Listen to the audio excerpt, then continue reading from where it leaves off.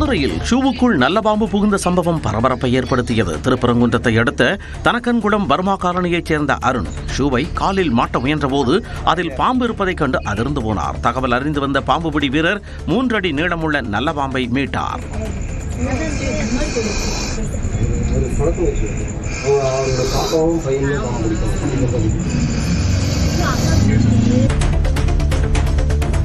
கடலூர் மாவட்டம் வெள்ளப்பாக்கத்தில் மது குடிக்க பணம் கொடுக்காத ஆத்திரத்தில் பேரன் தாக்கியதில் தாத்தா உயிரிழந்தார். பாட்டி பலத்த காயமடைந்தார். 70 வயது முதியவர் முனுசாமி மற்றும் ராணி தம்பதியிடம் அவர்களின் பேரன் பிரகாஷ் பணம் கேட்டதாக கூறப்படுகிறது. பணம் தர மறுத்ததால் ஆத்திரமடைந்த பிரகாஷ் முதிய தம்பதியை தாக்கியதாகவும் தெரிகிறது. இதில் முனுசாமி உயிரிழந்தார், ராணி பலத்த காயமடைந்தார். இதையடுத்து பிரகாஷை கைது செய்து காவல்துறையினர் விசாரித்து வருகின்றனர்.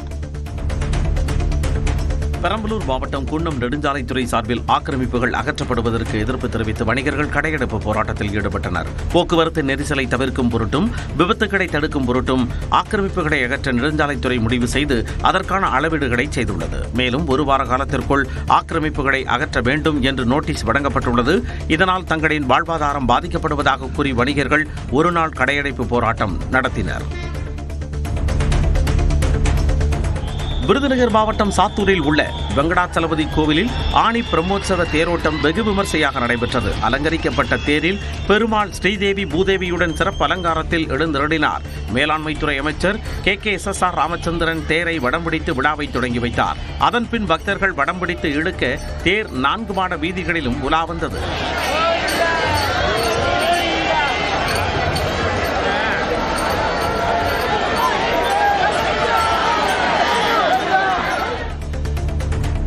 சிவகங்கை மாவட்டம் வாகனேரியில் மாட்டுப்பண்டி எல்கை பந்தயம் விறுவிறுப்பாக நடைபெற்றது. முன்னாள் மேலவை உறுப்பினர் திருஞான சம்பந்தன் நினைவு தினத்தை ஒட்டி நடைபெற்ற பந்தயத்தில் 88 ஜோடி காளைகள் பங்கேற்றன. 4 பிரிவுகளாக நடத்தப்பட்ட போட்டியில் வெற்றி பெற்ற காளைகளின் உரிமையாளர்களுக்கும் சாரதிகளுக்கும் பரிசுகள் வழங்கப்பட்டன.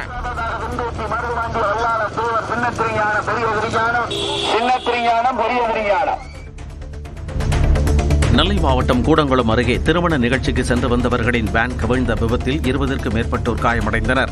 ஒத்தான்குளம் பகுதியைச் சேர்ந்த 20க்கும் மேற்பட்டோர் காமநேரியில் நடைபெற்ற திருமண நிகழ்ச்சியில் பங்கேற்க வேனில் சென்றனர். மதியம் நிகழ்ச்சியை முடித்துக் கொண்டு ஊர் திரும்பிய போது கூடங்குளம் அருகே சாலையின் குறுக்கே மாடு வந்ததால் வேன் கட்டுப்பாட்டை இழந்து கவிழ்ந்தது. இதில் காயமடைந்த 20க்கும் மேற்பட்டோர் அருகே உள்ள மருத்துவமனைக்கு அனுப்பி வைக்கப்பட்டனர். கரூர் அரசு மருத்துவக் கல்லூரி மருத்துவமனையில் குழந்தை பெற்ற பெண் இறந்ததற்கு பயிற்சி மருத்துவர்களை கொண்டு சிகிச்சை அளித்ததே காரணம் என உறவினர்கள் குற்றஞ்சாட்டியுள்ளனர். முத்தகவுண்டன்பட்டியைச் சேர்ந்த சுரேஷின் மனைவி யோகப்பிரியாவுக்கு கரூர் அரசு மருத்துவமனையில் கடந்த 5ஆம் தேதி அறுவை சிகிச்சை மூலம் ஆண் குழந்தை பிறந்தது. அப்போது அதிக ரத்தப்போக்கு ஏற்பட்டதால் கர்ப்பப்பை நீக்கப்பட்டதாகவும் அதன்பின் புதன்கிழமை நள்ளிரவு 12 மணி அளவில் யோகப்பிரியா இறந்ததாகவும் கூறப்படுகிறது. இது தொடர்பாக பசுபதிபாளையம் காவல் நிலைய போலீசார் வழக்கு பதிவு செய்து விசாரணை மேற்கொண்டு வருகின்றனர். திருவள்ளூர் மாவட்டம் பழவேற்காடு ஏரியில் ஆங்காங்கே செத்து மிதக்கும் மீன்களால் மீனவர்கள் அதிர்ச்சியடைந்துள்ளனர். இந்தியாவின் 2வது மிகப்பெரிய உப்புநீர் ஏரியான இங்கு மீன்பிடி தொழில் தினசரி நடைபெற்று வருகிறது. இந்நிலையில் பழவேற்காடு ஏரியில் ஏராளமான மீன்கள் செத்து மிதந்தன. இதனை கண்ட பொதுமக்கள் மற்றும் மீனவர்கள் அதிர்ச்சிக்கு உள்ளாகினர். காலநிலை மாற்றமா அல்லது ரசாயன நீர்க்கலப்பா என்பதை மீன்வளத்துறை அதிகாரிகள் ஆய்வு செய்து நடவடிக்கை எடுக்க வேண்டும் என்று அப்பகுதியினர் கோரிக்கை விடுத்துள்ளனர்.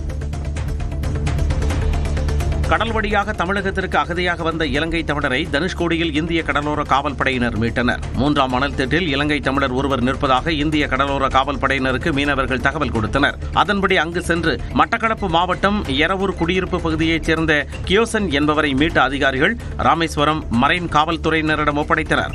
காவல்துறையினர் அவரை மண்டபம் மரைன் காவல் நிலையத்திற்கு அழைத்துச் சென்று விசாரணை நடத்தி வருகின்றனர். கோவை தொண்டாமுத்தூரில் வனப்பகுதியை ஒட்டிய தோட்டங்களில் தொடர்ந்து யானைகள் புகுந்து பயிர்களை சேதப்படுத்துவதால் வனத்துறையினர் அலுவலகத்தை முற்றுகையிட விவசாயிகள் திட்டமிட்டுள்ளனர். தேவராயபுரம், நரசிபுரம், விராலியூர் ஆகிய பகுதிகளில் விவசாயமே பிரதான தொழிலாக இருக்கும் நிலையில் அவ்வப்போது யானைகள் பயிர்களை சேதப்படுத்துவதாக வேதனை தெரிவித்துள்ள விவசாயிகள் இதனை தடுக்க வனத்துறையினர் நடவடிக்கை மேற்கொள்ளவில்லை என்றும் குற்றம் சாட்டியுள்ளனர்.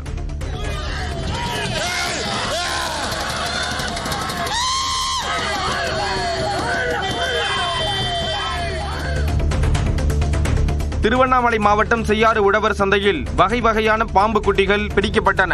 ஆற்காடு சாலையில் செயல்பட்டு வரும் சந்தையில் பாம்பு குட்டிகள் அதிக அளவில் இருப்பதாக தீயணைப்பு துறைக்கு தகவல் கிடைத்தது. அதன் பேரில் நிகழ்விடத்திற்கு சென்ற வீரர்கள் உழவர் சந்தைக்கு பின்புறம் அடுக்கி வைக்கப்பட்டிருந்த ஆஸ்பெட்டாஸ் ஷீட்டுகளை அப்புறப்படுத்தி அதிலிருந்து பாம்பு குட்டிகளை லாபகமாக பிடித்தனர். கண்ணாடி விரியன், கட்டு விரியன், சாரை பாம்பு ஆகிய பாம்புகளை பிடித்து வனப்பகுதிக்கு எடுத்துச் சென்றனர். சேலம் மாவட்டம் ஆத்தூர் அருகே உள்ள முத்துமலை முருகன் கோயிலில் அதிமுக பொதுச் செயலாளர் எடப்பாடி பழனிசாமி வழிபாடு நடத்தினார். எடப்பாடி பழனிசாமி தமிழகத்தை மீட்போம், மக்களை காப்போம் என்ற முழக்கத்தோடு தமிழகம் முழுவதும் தேர்தல் பரப்புரை மேற்கொண்டு வருகிறார். அதன் ஒரு பகுதியாக விழுப்புரம் மாவட்டத்திற்கு சென்ற அவர் புத்திரகவுண்டன் பாளையத்தில் உள்ள முத்துமலை முருகன் கோயிலுக்கு சென்று உலகிலேயே மிக உயரமான முருகன் சிலையை தரிசனம் செய்தார். அங்கு அவருக்கு வெள்ளிவேல் பரிசாக வழங்கப்பட்டது.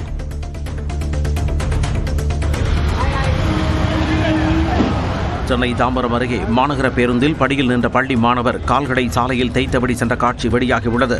மானம்பாக்கம் பிரதான சாலையில் சென்ற 31G பேருந்தில் மாணவர்கள் ஆபத்தான முறையில் பயணம் செய்தனர். இதில் ஒருவர் தனது கால்களை சாலையில் தேய்த்தவாறு பயணித்து சாகசம் செய்தார். அசம்பாவிதங்கள் ஏதும் ஏற்படும் முன்பு இதுபோன்ற செயல்களை தடுக்க அதிகாரிகள் உரிய நடவடிக்கை எடுக்க வேண்டும் என மக்கள் கோரிக்கை விடுக்கின்றனர்.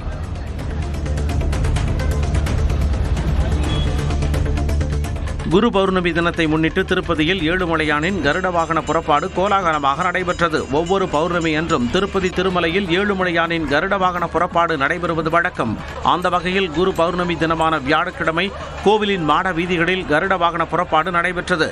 இதனை ஏராளமான பக்தர்கள் கண்டு வழிபாடு நடத்தினர்.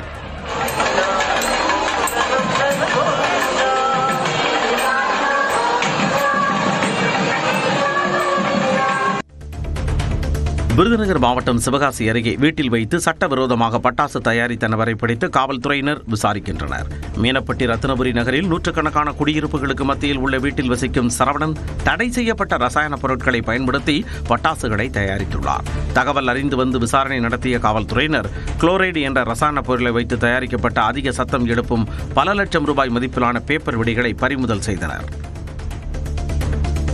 புதுக்கோட்டையில் மதுபோதையில் காரில் வந்த காவலர் இருசக்கர வாகன ஓட்டி மீது மோதிவிட்டு அதே இடத்தில் மீண்டும் மது அருந்தியது மக்களிடையே அதிர்ச்சியை ஏற்படுத்தியது. சக்தி என்பவர் இருசக்கர வாகனத்தில் சென்றபோது அதிவேகமாக வந்த கார் ஒன்று மோதி பலத்த காயமடைந்தார்.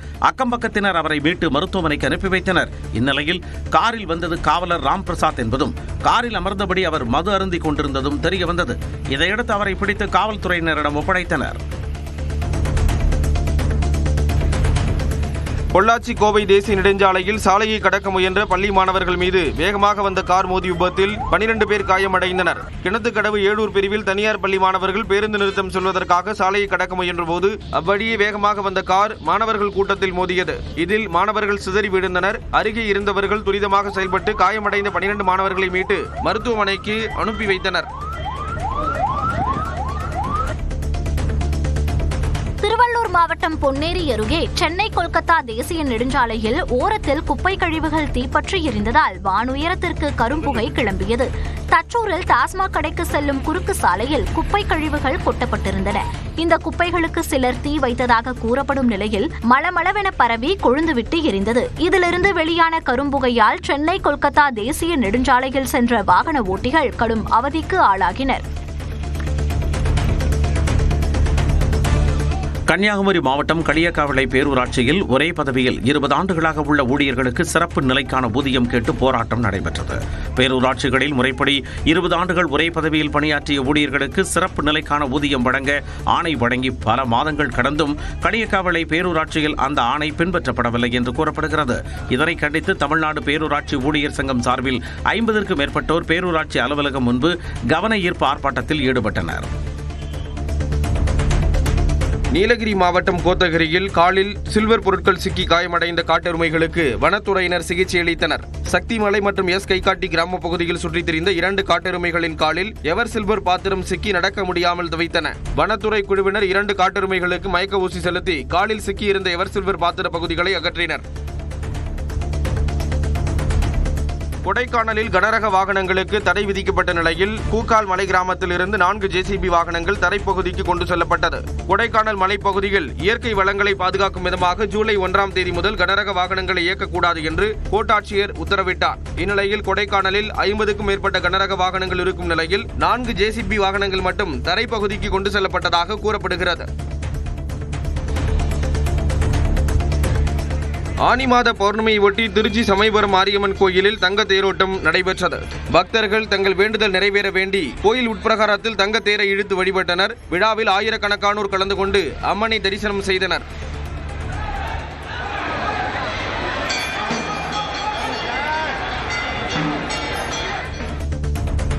கிருஷ்ணகிரி அருகே மின்கம்பத்தை இடமாற்றம் செய்ய 15,000 ரூபாய் லஞ்சம் வாங்கி மின் வாரிய உதவி பொறியாளர் கைது செய்யப்பட்டார். கீரணப்பள்ளி கிராமத்தைச் சேர்ந்த கதிரப்பா தனது நிலத்தின் நடுவே அமைந்துள்ள மின்கம்பத்தை இடமாற்றம் செய்ய கோரி மின் பகிர்மான கழக உதவி பொறியாளர் உதயகுமாரை அணுகிய போது அவர் 15,000 ரூபாய் லஞ்சம் கேட்டுள்ளார். புகாரின் பேரில் லஞ்ச ஒழிப்புத்துறையினர் வழிகாட்டுதலின்படி கதிரப்பா வழங்கிய ரசாயனம் தடவி ரூபாய் நோட்டுகளை பெற்றபோது உதயகுமார் கையும் களவுமாக பிடிபட்டார்.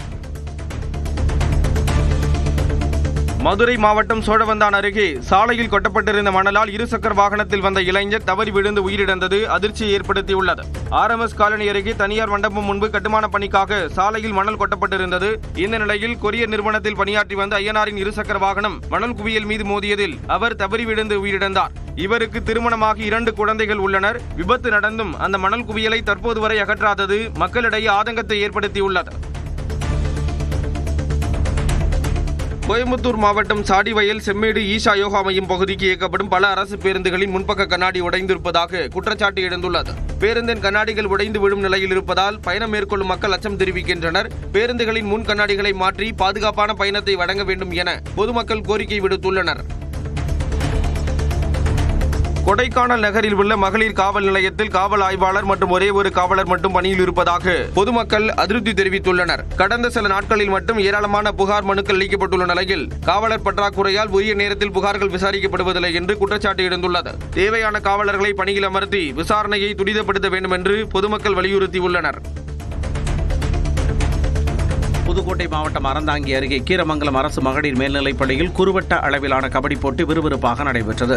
அறந்தாங்கி கல்வி மாவட்டத்தைச் சேர்ந்த தனியார் மற்றும் அரசு பள்ளி மாணவ மாணவிகள் போட்டியில் பங்கேற்றனர். 14 வயதுக்குட்பட்ட ஆண்கள் போட்டியில் கீரமங்கலம் மாணவர்களும் 14 வயதுக்குட்பட்ட பெண்கள் போட்டியில் மேலப்பட்ட பள்ளி மாணவிகளும் வெற்றி பெற்று மாவட்ட அளவிலான போட்டிக்கு தகுதி பெற்றனர்.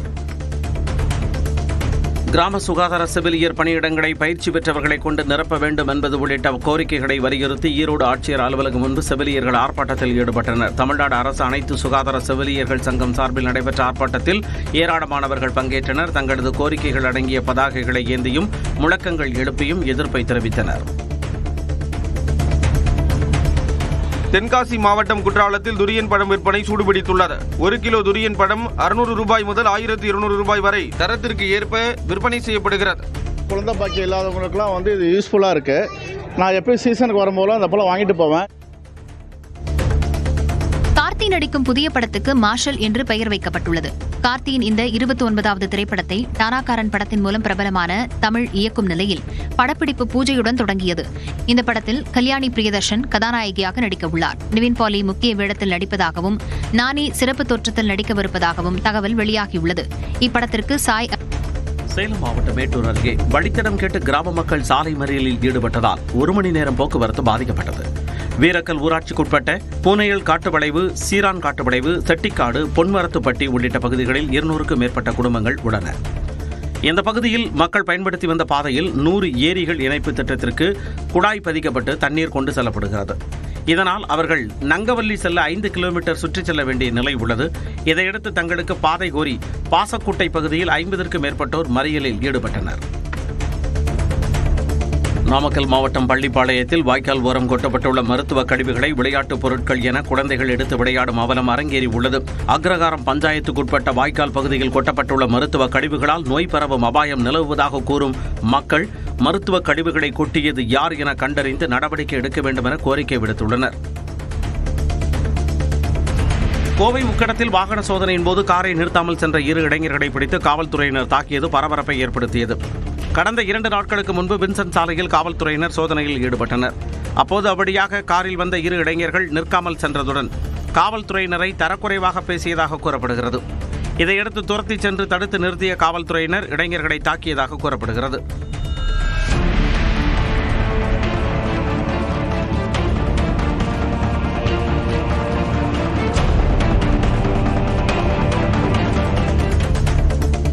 திருவள்ளூர் மாவட்டம் பெரியபாளையத்தில் அங்கன்வாடி ஊழியர் வேலை வாங்கி தருவதாக பணம் வசூல் செய்ததாக இருவர் கைது செய்யப்பட்டனர். பண வசூல் குறித்து கிடைத்த தகவலில் சோதனை நடத்திய மாவட்ட திட்ட அலுவலர் தலைமையிலான அதிகாரிகள் திருத்தணியைச் சேர்ந்த ஸ்டீபன் தமிழரசு, புவனேஸ்வரி ஆகிய இருவரை பிடித்து 3.5 லட்சம் ரூபாய் பணத்தை மீட்டனர்.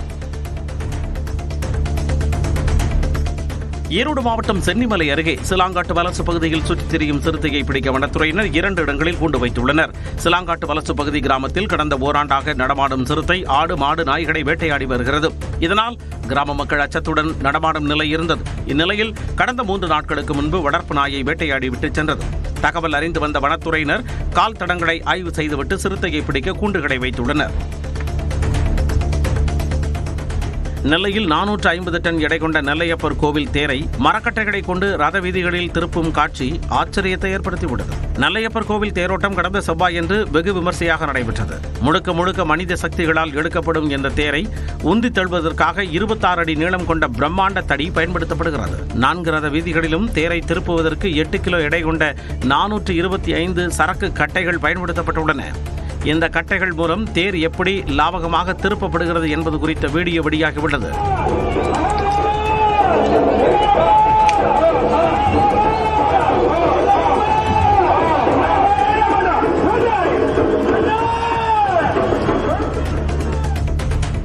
கோவை மாவட்டம் பொள்ளாச்சி அருகே மாற்றுத்திறனாளி பெண்ணுக்கு 108 ஆம்புலன்ஸில் இரட்டை பெண் குழந்தைகள் பிறந்தன. கூலி தொழிலாளியான ஜாகிர் ஹுசேன் என்பவரின் மனைவி சரண்யாவுக்கு பிரசவ வலி ஏற்பட்டதால் அக்கம்பக்கத்தினர் 108 ஆம்புலன்ஸ் மூலம் பொள்ளாச்சி அரசு மருத்துவமனைக்கு அனுப்பி வைத்தனர். ஆனால் வழியில் வலி அதிகமானதால் மருத்துவ உதவியாளர் துர்காதேவி ஆம்புலன்ஸ் ஓட்டுநர் உதவியுடன் பிரசவம் பார்த்ததில் சரண்யாவுக்கு இரட்டை குழந்தை பிறந்தது. பின்னர் குழந்தைகளுடன் தாய் மருத்துவமனையில் அனுமதிக்கப்பட்டார். சிவகங்கை மாவட்டம் சிங்கமுனரியில் உள்ள சர்வசித்தி விநாயகர் கோவிலில் 17 ஆண்டுகளுக்கு பிறகு குடமுழுக்கு விமர்சையாக நடைபெற்றது. 4 கால யாகசாலை பூஜைகள் முடிந்த பின்னர் புனித நீர் ஊர்வலமாக கொண்டு வரப்பட்டு குடமுழுக்கு நடத்தப்பட்டது. இதில் திரளான பக்தர்கள் பங்கேற்று வழிபாடு நடத்தினர். கிருஷ்ணகிரி மாவட்டம் பாரூர் பெரிய ஏரியிலிருந்து முதல் போக பாசனத்திற்கு தண்ணீர் திறக்கப்பட்டது. விவசாயிகளின் கோரிக்கையை ஏற்று ஏரியின் கிழக்கு மற்றும் மேற்கு பிரதான கால்வாய்களில் இருந்து பாசனத்திற்கான தண்ணீரை ஆட்சியர் தினேஷ்குமார், சட்டமன்ற உறுப்பினர் மதியழகன் ஆகியோர் திறந்து வைத்தனர். இதன் மூலம் 2397 ஏக்கர் நிலங்கள் பாசன வசதி பெறும் என தெரிவிக்கப்பட்டுள்ளது. நவம்பர் 16ஆம் தேதி வரை 130 நாட்களுக்கு தண்ணீர் திறந்துவிட உத்தரவிடப்பட்டுள்ளது.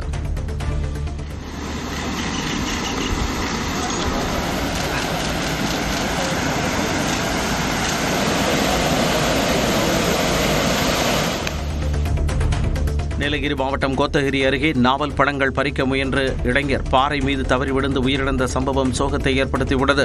35 வயதான செந்தில்குமார் என்பவர் கர்ப்பமாக உள்ள மனைவி மோனிஷாவை காரில் உதகையில் உள்ள மருத்துவமனைக்கு அழைத்துச் சென்றுவிட்டு வீடு திரும்பியுள்ளார். வழியில் காரை நிறுத்தி நாவல் பழங்களை பறிக்கச் சென்ற செந்தில்குமார் தவறி பாறையில் விழுந்ததால் தலையில் பலத்த காயமடைந்தார். இதையடுத்து அக்கம்பக்கத்தினர் உதவியுடன் மோனிஷா அவரை மருத்துவமனைக்கு அழைத்துச் சென்ற நிலையில் ஏற்கனவே அவர் இறந்துவிட்டதாக மருத்துவர்கள் கூறியுள்ளனர். மதுரை மாவட்டம் சமயநல்லூரில் முகத்தை சிதைத்து கட்டட தொழிலாளி கொடூர முறையில் கொலை செய்யப்பட்ட சம்பவம் அதிர்ச்சியை ஏற்படுத்தியுள்ளது. கோயில் பாப்பாக்குடியைச் சேர்ந்த கட்டட தொழிலாளி வினோத் என்பவர் தனது நண்பர் பாண்டியனுடன் பணிக்கு சென்று வீடு திரும்பிக் கொண்டிருந்தார். அப்போது காரில் வந்த 4 பேர் கொண்ட கும்பல் வினோத்தை சரமாரியாக வெட்டி கொலை செய்ததாக கூறப்படுகிறது. தடுக்க முயன்ற பாண்டியனையும் வெட்டிவிட்டு தப்பியதாக தெரிகிறது. இதில் நிகழ்விடத்திலேயே வினோத் உயிரிழந்தார். கடந்த 2022ஆம் ஆண்டு ஆட்டோ ரவி என்பவர் கொலை செய்யப்பட்டதற்கு பழிக்கு பழியாக இந்த சம்பவம் நடந்திருக்கலாம் என காவல்துறையினர் சந்தேகம் தெரிவிக்கின்றனர். விருதுநகர் மாவட்டம் ராஜபாளையத்தில் உள்ள சஞ்சீவி மலையில் திடீரென தீ விபத்து ஏற்பட்டதால் அடிவாரத்தில் உள்ள மக்கள் அச்சத்திற்கு ஆளாகினர். கடந்த சில நாட்களாக வெயிலின் தாக்கம் அதிகரித்துள்ள நிலையில் சஞ்சீவி மலையின் ஒரு பகுதியில் திடீரென தீப்பற்றி காற்றின் வேகம் காரணமாக மளமளவென பரவியது. இதை அறிந்து வந்த வனத்துறையினர் குழுக்களாக பிரிந்து தீயை கட்டுப்படுத்தும் பணியில் ஈடுபட்டனர்.